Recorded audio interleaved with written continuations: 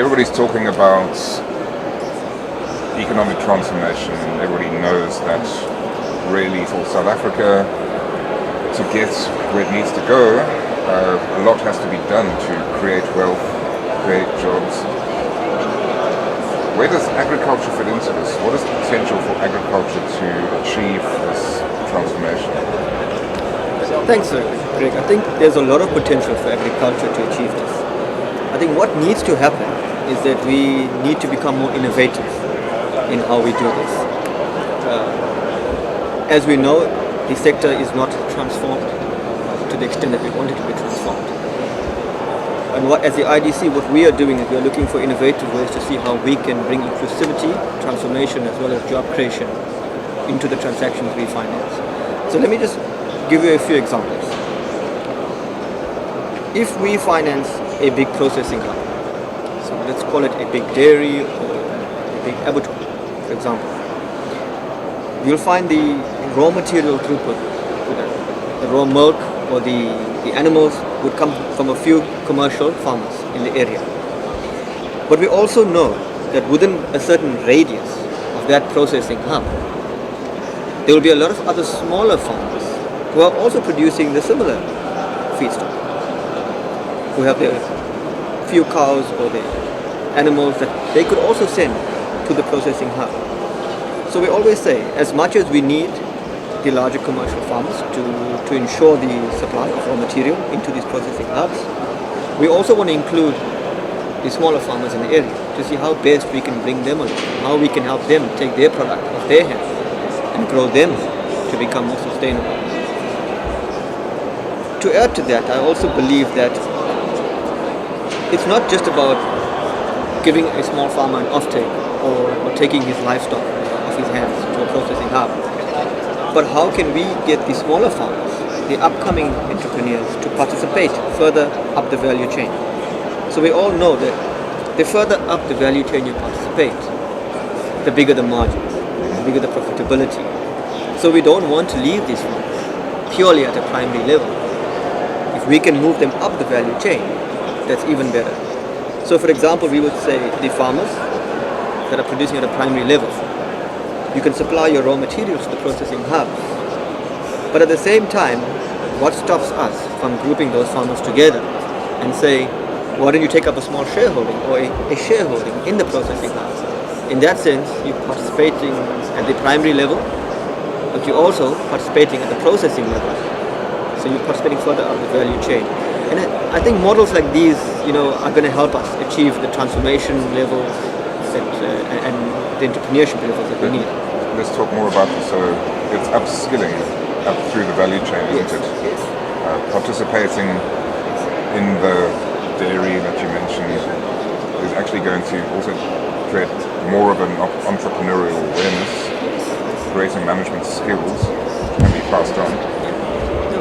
No, absolutely. I think that's the other added benefit. It's not just the financial benefit of the farmer participating in up the value stream so his profits are bigger, but it's also the skills that he will inherit.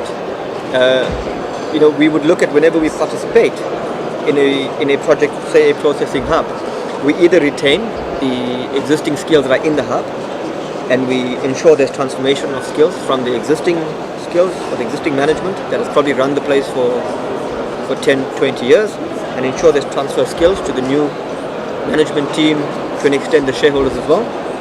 If it's a new entity, we would ensure that we bring in the right management skills. And even if the skills that we are bringing in is not necessarily BEE skills, we will ensure that over a period of time, those skills are transferred to the BEE participants we're bringing into the... That's an important aspect. So red tape doesn't get in the way of making sure that the right expertise is available, but the overall transformation process ensures that it's proper BEE transformation. Yes, I think what we've got to ensure that these are sustainable in the future. So how would we test if it's proper BEE and it's sustainable? Is that we obviously have to do a thorough due diligence. I think we've got to put in place the various aspects that actually need to fall in place for this to happen. So if there's a management team and we're looking for transfer of skills, We got to have, for example, a terms of reference in terms of what do we want to achieve after year one, what do we want to achieve after year two, and by end of year three, that an X amount of skills are transferred across. And then obviously that skills that get inherited need to be put to practice. And over time, you would want the whole business to be transformed. And where the skills are not reliant on a specific management company or a specific group of individuals. Or indeed a but specific business culture. Business culture, exactly. But that the shareholders and the management team that we brought on board, especially from the BE angle, is able to run the business as well going forward. Are you getting, are established commercial farmers also approaching you to find ways of diversifying and transforming their businesses to become more inclusive? Yes, absolutely. You find what happens is a lot of the bigger, and not necessarily the farmers, it's a lot of big farmers, a lot of big processors, but also a lot of big entities in the retail space that are now venturing backwards, that are integrating backwards. So if a company is selling, be it fried chicken or be it baked cakes, they're going back into the value chain. Where are they getting the chicken from? Where are they getting the sauces from? Where are they getting where are the chilies grown? Where is the flour grown for the cakes? And they're trying to go backwards into that. What's the reason for this development? I think it's an integrated value chain. A lot of entities are realizing that if you play in the entire value chain, you probably have advantages of synergies and costings, etc. So you got those companies that are playing back into the value chain, and you'll find when they make that decision to play back into the value chain, what's also good about that affords them an opportunity now to bring transformation in, to bring inclusivity in as they go back into the value chain and integrate the entire process. It's also a selling point, isn't it, when you can say that these vegetables are grown in this precise place? Absolutely, yes. I saw that in Amsterdam, actually. Yes, not some shops they will say, Henk grew these beetroots. Absolutely, yeah. I think if you saw in the last 10, 15 years or so, the trend towards health has increased globally and in South Africa as well. People are eating healthier, people are more health conscious, going more often to the gym. And recently in the food space, traceability has become very important. So where was this grown? Who grew it? Did it meet? Was it grown sustainably? Locally? So that's becoming an important factor as well. The traceability of fruit. People want to know what's on their plate. Plate. Now then, land. There's a lot of communal land, for example, which is not being used because of various issues. You involved in that space? Look, yes. As the IDC, we're involved in communal land. We do projects in horticulture, projects in forestry that involve communal land. And communal land, what's important to realize there is that it's not often directly transferred directly back into the name of the community, but it could be through a long-term lease. So where again financiers need to become innovative is that the traditional methods of financing involve we will take security of the land. We take a bond on the land, and that gave us enough comfort as a security point of view, and we could have a good progress toward the transaction thereafter. However, if with regards to land transfer, if it's transferred to a long-term lease, there might not be title ownership, but it doesn't mean that if you can't get security to the land, you can't finance the transaction on the table. And this is where I think, as financiers, we need to look at the merit of the transaction on the table. Is it making sense? Can it afford the debt it's going to pay? Obviously analyze the lease agreements, etc., but not bank purely on the security of the land in order to make the transaction viable. Well, it's almost a philosophical issue where the notion of security is a very Western idea. Where communal land doesn't really exist anymore in the West. Is this creative financing actually taking place? Are the solutions being found? Yes, I can tell you as the IDC at the moment we are looking at creative ways, taking the land, if it's communal land and if it's not in the name of the community but it's a lease with the government, that's not stopping us from looking at the transaction. It's not, but we have to look at the merits of the transaction on the table. Ultimately, any financier would, one of the 101 of financing is that it has to be viable. It has to be able to afford the debt it takes. And I think that should be the determining factor before you actually put the security on the table. And traditional methods was obviously what is the security like first, and then we look at the viability. Whereas a development bank like the IDC, we're very viability focused. So you're actually developing a more sustainable approach to financing. Yes, especially where it's needed. What I'm not saying is that we won't take security where it's available. We're a financier, we're a self-financing organization, so we also want to take security for many reasons when it's available. But in the cases of a community leased land, where the development impact is substantial, where it's directly in line with government's mandate and the IDC's mandate, where we're trying to restitute and pass back benefits to a community. In that case, where the development is so high, we would look at innovative ways to finance that. But if an entrepreneur came with us and he owns a land, we'd look at security for that land. Just zooming out of it, what are the most high impact areas for investment in agriculture at the moment in South Africa? Look, we've seen the good areas and we've seen the bad areas. So as the IDC, we've got 5 legs where we finance. We finance in the horticulture, in the grains, we finance aquaculture, we finance red meat, white meat and dairy, and we've got our forestry sectors. So if you look at spots at where we're focusing, and IDC being a development bank, it's not just about where the money is.